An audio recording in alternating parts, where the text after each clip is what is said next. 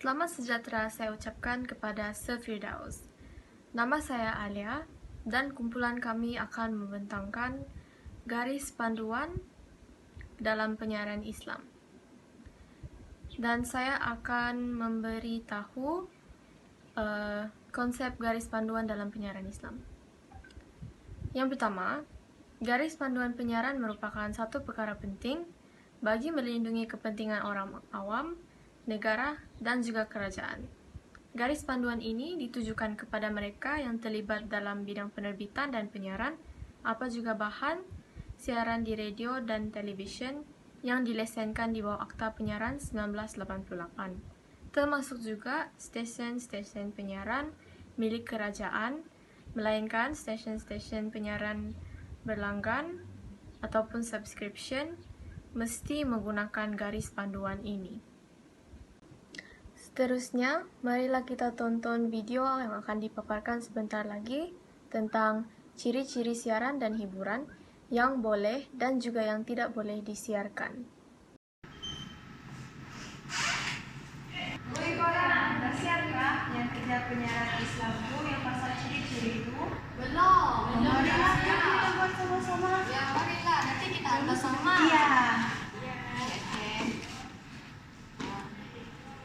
Yang ini pasal ciri-ciri siaran berita kepada umum yang boleh disiarkan. Macam manalah? Oh, bagi saya kan ciri-ciri siaran berita yang boleh disiarkan tu dia mestilah bersesuaian dan meyakinkan rakyat akan dasar dan rancangan-rancangan semasa negara. Yang kedua, gambar-gambar orang ramai yang mencerminkan masyarakat yang berbilang kaum. Macam mana pula dengan awak Farah? Awak ada idea tak? Ada, bagi saya ialah antaranya ialah aktiviti kerajaan dan agensi-agensinya, dan ianya juga ialah peranan rakyat dalam proses pembentukan negara. Macam kurang satu poin. Boleh tak kita tambah lagi satu poin? Takut nanti poin yang sebelum ni dia salah. Oh iya kan? Okey. Bagi yang poin itu, bagi kes kemalangan maut, mana-mana mangsa yang terlibat boleh disiarkan dan diumumkan hanya selepas dimaklumkan kepada waris mangsa. Bagaimana pula ciri-ciri siaran berita yang tidak boleh disiarkan?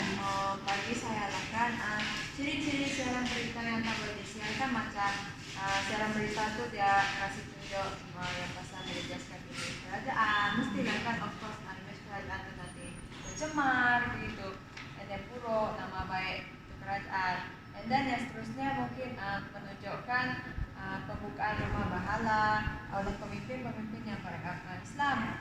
Lepas tu siaran tu dia ditunjukkan gambar-gambar close up seperti kuasa salib, lambang Yahudi dan simbol-simbol kepercayaan agama lain. Oh, ya. Bagus juga tu. Kita lupalah nak buat ciri-ciri siaran hiburan yang boleh disiarkan dan tidak boleh disiarkan. Iyalah. Macam mana dengan ciri-ciri siaran hiburan yang boleh disiarkan, Farah? Kamu tahu Hmm, tak? Tahu. Antaranya ialah lagu-lagu yang sesuai dengan cita rasa majoriti masyarakat Malaysia dan mencerminkan kepribadian bangsa dan nilai-nilai murni serta membina watak manusia yang sihat. Oh, mesti ciri-ciri siaran hiburan yang tidak boleh disiarkan adalah tarian-tarian yang tidak sopan dan melanggar tata tertib seni tari Malaysia. Lepas tu, mesti seni kata yang menggerakkan, tidak beradab dan ucap. Saya rasa satu lagi adalah seni kata lagu yang mencemarkan penggunaan bahasa budaya kita. Boleh juga tu. Ya, saya rasa boleh. Siap sudah. Yeay! Jam 12 lah. Jom kita makan. Jam Jom. makan. Di rumah kita makan ya. Okey. Jom. Dalam siaran hiburan, terdapat juga garis panduan yang telah ditetapkan oleh kementerian yang berkaitan dalam beberapa aspek. Saya akan serahkan rakaman video yang seterusnya kepada rakan seperjuangan saya, Farah. Dalam siaran hiburan, terdapat garis panduan yang ditetapkan oleh kementerian yang berkaitan dengan beberapa aspek yang berikut.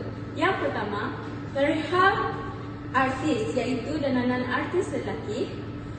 Seperti di dalam gambar di sini, rambut tidak boleh panjang, iaitu tidak boleh melebihi paras bawah kemeja, kolor kemeja, dan rambut haruslah diikat dengan rapi dan didandan dengan kemas.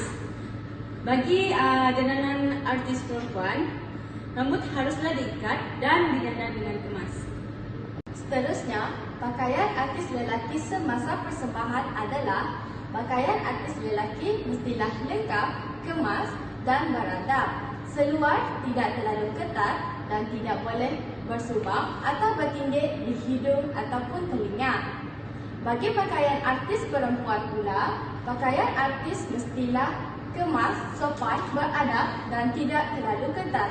Skirt mestilah di bawah paras lutut dan pakaian tidak mendedahkan sebahagian besar dada dan perut. Seterusnya, terdapat juga garis panduan lain-lain yang telah ditetapkan bagi artis lelaki dan juga artis perempuan. Yang pertama, muka tidak boleh diconteng. Yang kedua, pakaian yang dipakai haruslah tidak koyak ataupun tampal-tampal. Yang ketiga, pakaian juga tidak boleh terlalu jarang ataupun memberi kesan yang jarang. Yang keempat, pakaian tidak mempaparkan sebarang simbol, perkataan sumbang ataupun gambar-gambar lucah. Yang terakhir ialah garis panduan bagi gerak-geri artis lelaki dan artis perempuan semasa persembahan. Yang pertama ialah gerak-geri haruslah bersopan santun. Yang kedua, penonton tidak boleh dibelakangkan. Yang ketiga, high kick ke arah penonton adalah tidak dibenarkan sama sekali. Yang keempat, penonton tidak boleh dirangsangkan sehingga mempunyai sikap untuk bertindak liar. Garis panduan untuk tata kelakuan bagi artis. Yang pertama, tidak boleh membuat pengucapan yang boleh menggalakkan ke arah kemungkaran ataupun sensitiviti agama melalui lirik video, skrip, drama, ataupun komedi. Yang kedua, tidak terikat atau melibatkan diri dengan aktiviti yang boleh dianggap sebagai keruntuhan akhlak atau antisosial.